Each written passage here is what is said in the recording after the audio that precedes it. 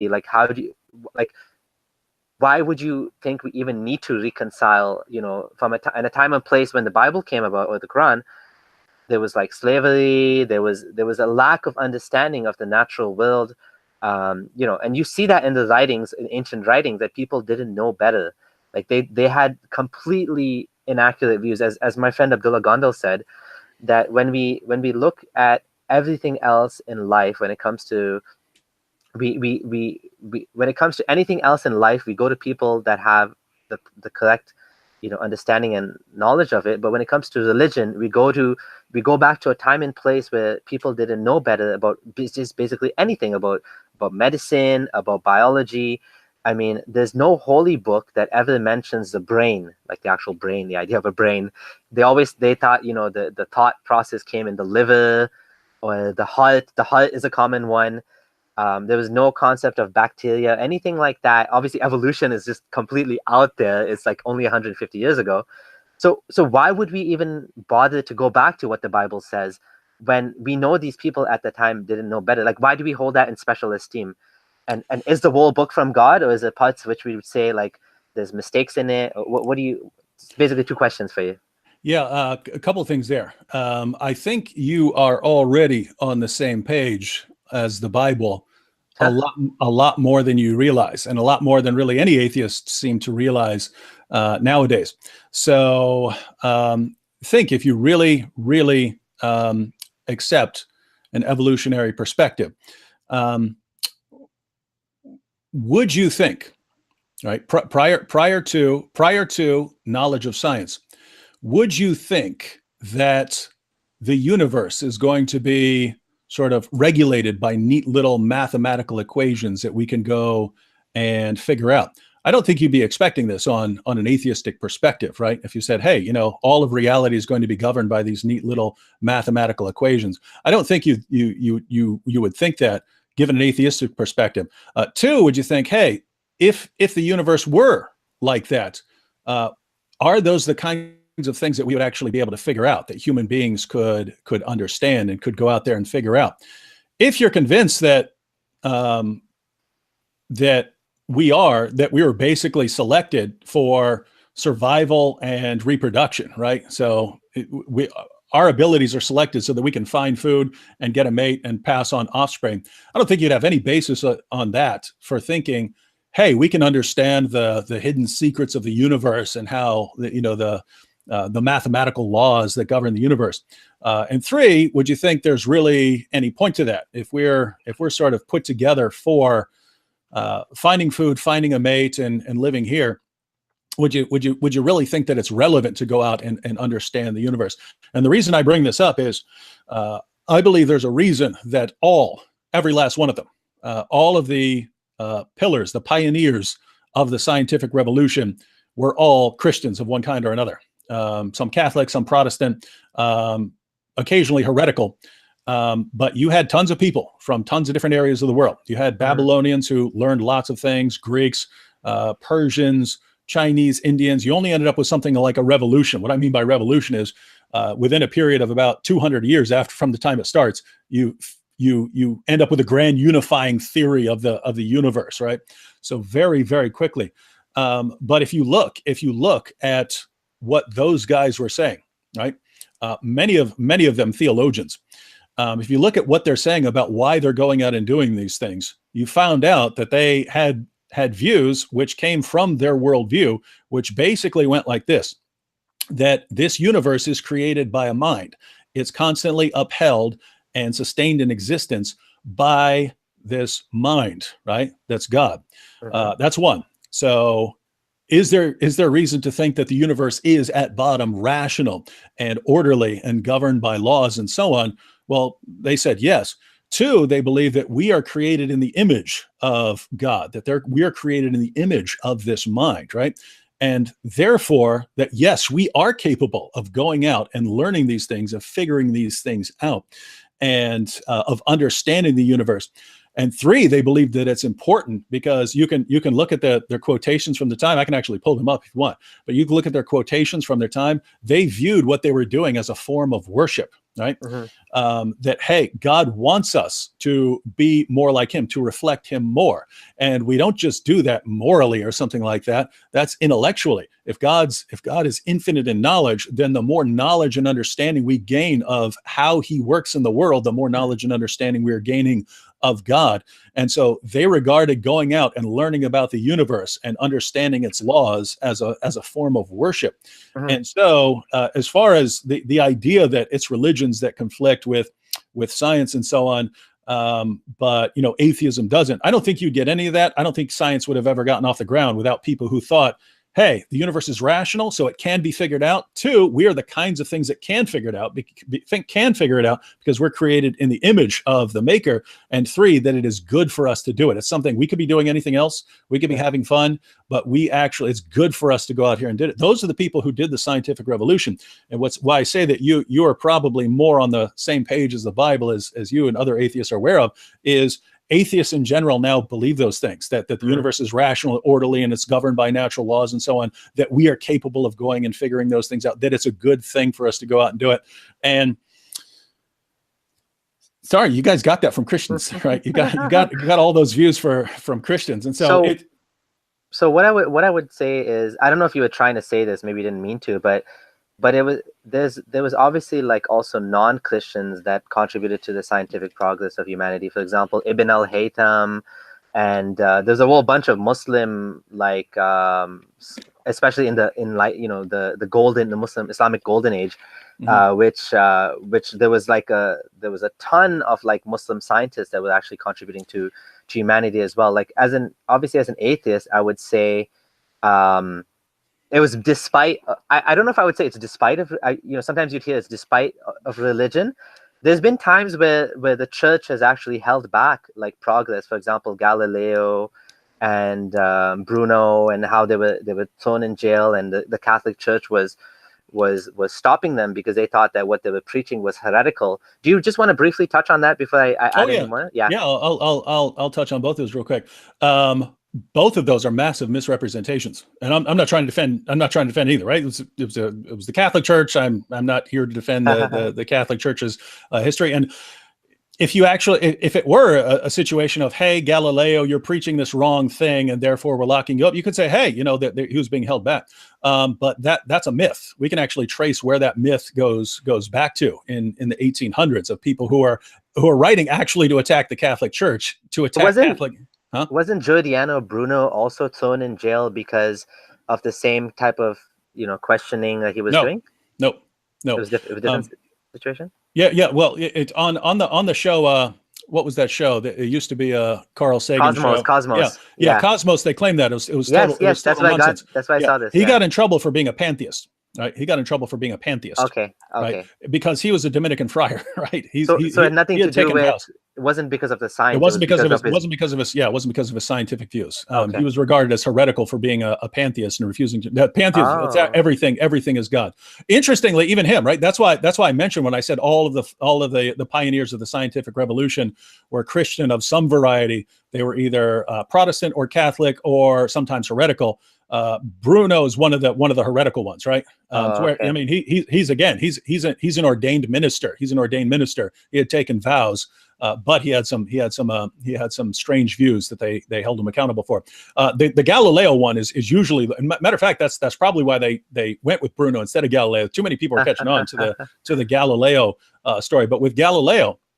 So keep in mind Copernicus, right? Copernicus had already put together the heliocentric model of the universe, right? He didn't get he wasn't in any trouble for it. In fact, he was a canon in the Catholic Church, so he had a place in the Catholic Church. You get to Galileo, and Galileo was, now I happen to like it, but Galileo was, by all accounts, the biggest, most pompous, trash-talking jerk you ever met in your life. He was massively intelligent, hugely intelligent, and could just rip apart people with his wit and so on. So he started teaching certain things, but he had developed enemies from his they weren't scientific opponents, really. They were religious opponents, because there were all kinds of people. You had geocentrists and you had heliocentrists, right? Those were pretty widespread views.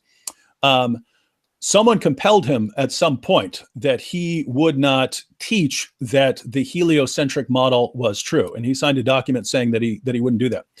Later, he went to so years later, he wanted to put out his massive work. I think it was called a dialogue on the two chief world systems or something like that.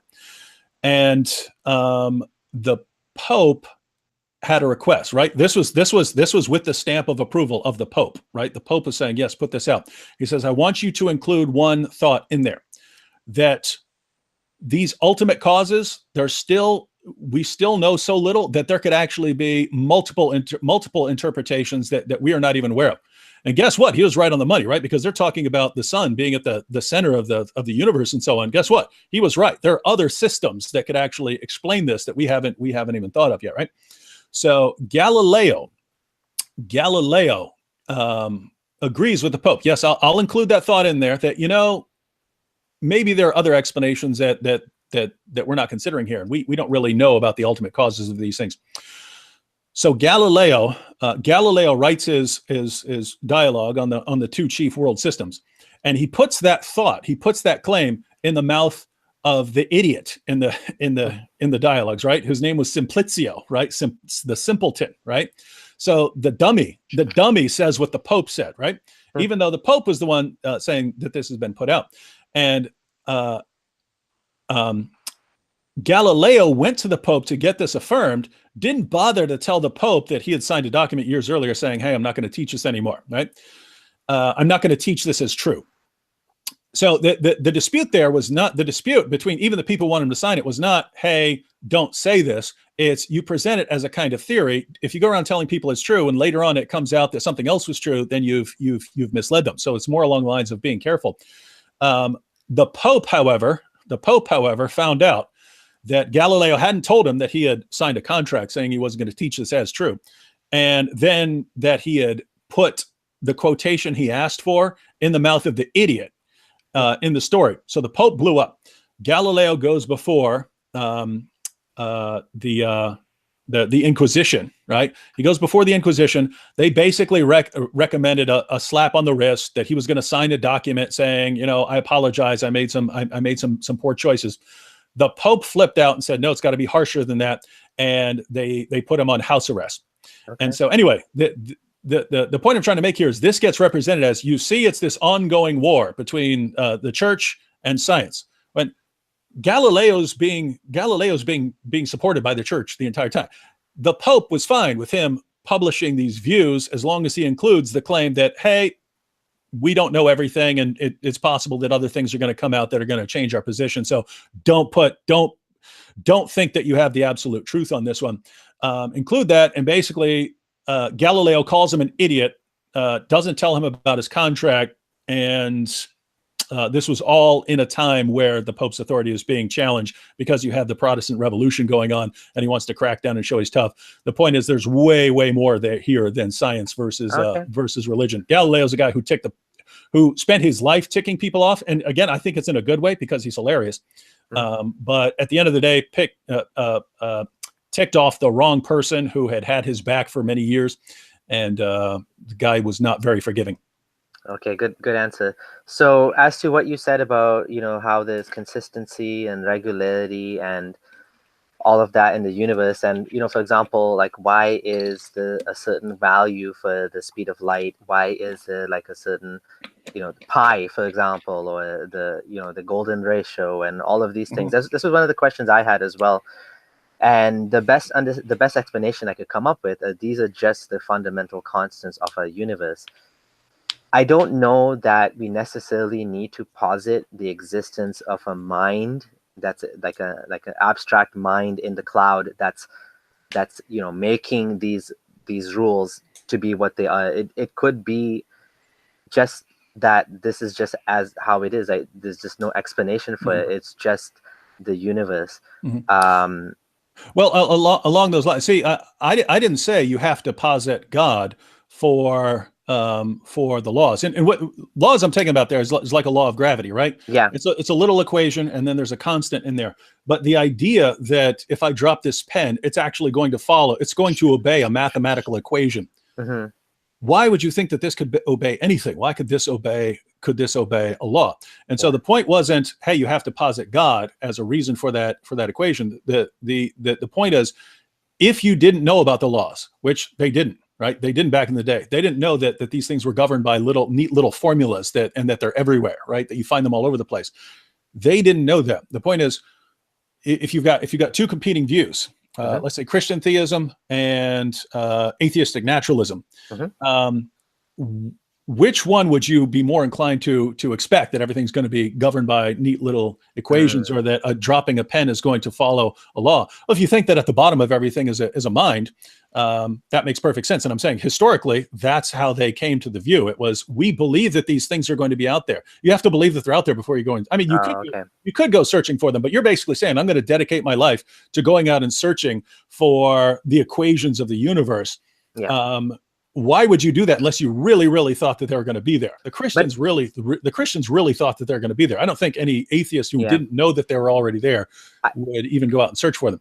I think that the whole atheist Christian thing for the long, like, atheism is only something that's come about very recently. So if you go back like 1,000 years, if we were talking about people that you never know, they might have ended up atheist if it wasn't for the fact that the dominant system of religion at the time was Christian, and everybody was a Christian. Like, it's only very recently now that people are really starting to say there is no God and I'm an atheist. But I do think this drive for like learning and research and to understand the universe is a very human thing at its very core. Like, I as an atheist, especially without the explanation of a God, like, how do we explain? And I do think that as time is going by, like, this gap of knowledge is getting smaller and smaller and smaller. So they kind of call it the God of the gaps idea, that when you can't explain something, Neil deGrasse Tyson is the one that actually mentioned this. He said that, it was always God did it.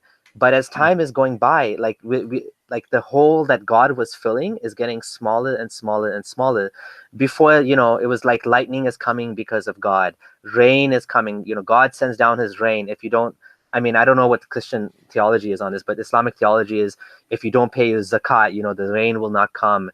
But it's just a natural cycle. Like, even praying for rain, it doesn't make any sense, because it's a natural process that's governed by the laws of the universe, and like the wind and this and that. So whether you pray or you don't pray, there's no rain is going to come. It's not going to make a difference. So I disagree, and I don't think that I don't think the Bible is a book that would inspire, or even a belief in God would inspire. In fact, I feel like belief in God is kind of like a lazy way of just saying, well, God did it.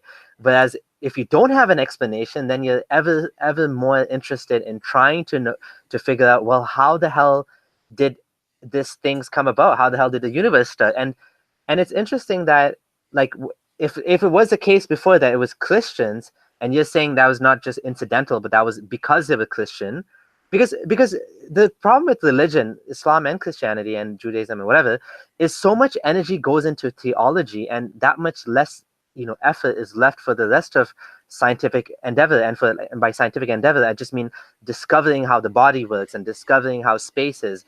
And so I feel that, like, now, well, especially nowadays, what we find is it's mainly atheists who are the natural scientists, right? Like, it's atheists who are like, most physicists are atheists. And I'm not saying atheism is true because of that. And I do actually want to add one more thing, that there is a possibility, and I do think it is quite possible that there could be a God. But I'm not convinced that this God has ever sent any revelation to humanity, because, like, all of the books are, like, so we could go back to that if you like. And by the way, it's 9 o'clock. We've been doing it for 2 hours, so I don't know how much longer you want to stay online.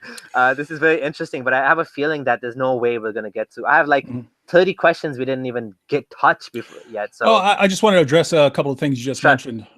So now the point you made about human beings, it's just natural part of being human that we're going to go out and seek knowledge and try to understand the universe. Now think about that. Assuming that the Christian view of human beings is correct, that the universe is created by this mind that governs everything by laws, that creates us in his image, and that this is what makes us. It's in trying to be like our maker and understanding things. This is what actually gives human beings, not just Christians, but everyone, this drive to go out and understand the universe. That seems to fit in pretty well. If the atheistic perspective is correct, right? Human beings developed over a period of many millions of years. You have this evolutionary process, and we're basically primates. We got smarter than the other primates, right? Because it gave us some sort of selection advantage. In other words, the way brains formed helped some of our ancestors survive and reproduce better than other ancestors. If you didn't know that we have this drive to understand the universe and that we're going out and doing this, if you just laid down the atheistic story and said, this is how human beings arose. They got bigger brains, which gave them some extra abilities. And this, so they were a bit smarter than other things, so they could find food better than other things. And they had an advantage because they could form weapons to stab other things. I would still be surprised on that worldview if it's okay. And once they formed, then they had this drive to go out and understand the entire universe, and they did, and they were able to find out the equations, the mathematical equations that govern the universe. That would still be very surprising to me. So anyway, I just wanted to point out that that's kind of the thinking involved here, is that the entire project of science and understanding the universe and our view of human beings, whether we admit it or not, we both view ourselves as vastly beyond anything else. That doesn't fit very well on one view. It fits very well on another view. We are clearly massively distinct from everything else and being created in the image of God. So there's that. As far as the God of the gaps, interesting God of the gaps, that was actually first put forward by multiple Christians over the years.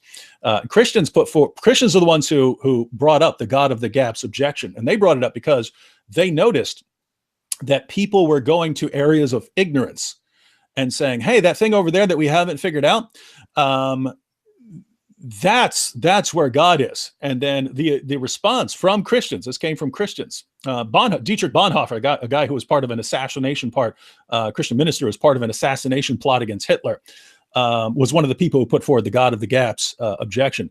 And the point for Christians was, hey, anytime you're arguing based on our ignorance, we're eventually we eventually might figure those things out. And so did God somehow shrink or something like that? Or the explanatory power? They use the objection. They use the objection to say, guys, what are you talking about? God is the one who's responsible for everything, right? God creates the universe. God creates the laws. Every time we go out. So the perspective here is, so if I'm an atheist caricature of a Christian, an atheistic caricature of a Christian is like, if I drop this pen, I know it'll, I found out that it's going to fall, but how it falls and the rate at which it falls and the equation, I can't figure that out. God's doing it. God's doing it, right? So for earlier Christians, it was, what are you talking about? Don't we want to know about God? Don't we study the scriptures so we can know about God? If we've got, they called the world the book of the world, right? The book, there's the book of the universe. This is called the two books system, right? You have your book of scripture, which they said, this is what tells you how to get to heaven. Then you have this book out here, where you're reading about how God, you're reading the universe about how God does things, right? And so the idea here is, yes, that this pen drops, but you don't say, and it wouldn't have crossed any of the pioneers of the scientific revolution's minds to say, well, we're Christians, we just say God did it, and then we go and pray, right? It's no, we want to know how God does this, right? Yeah. We want to know how the universe works. We want to know how planets move. We want to know all of this. This is all part of our worship. So the God of the gaps objection, as it was used by Christians, was, guys, stop focusing on the little areas of ignorance. Focus on all this stuff that we know. These are things that we're learning about God, learning all of these. Because again, the idea is, you're a Christian and you say, oh, I don't know the law of gravity. So I just say God did it. And then, we figured it out. And now there's no room for God. Yeah. The point of the God of the gaps objection was, what are you talking about? You fit in discovering it. You haven't put God out of a job. Yeah. You're figuring it out. You're figuring out how God does it, basically. Yeah. That's a great point. And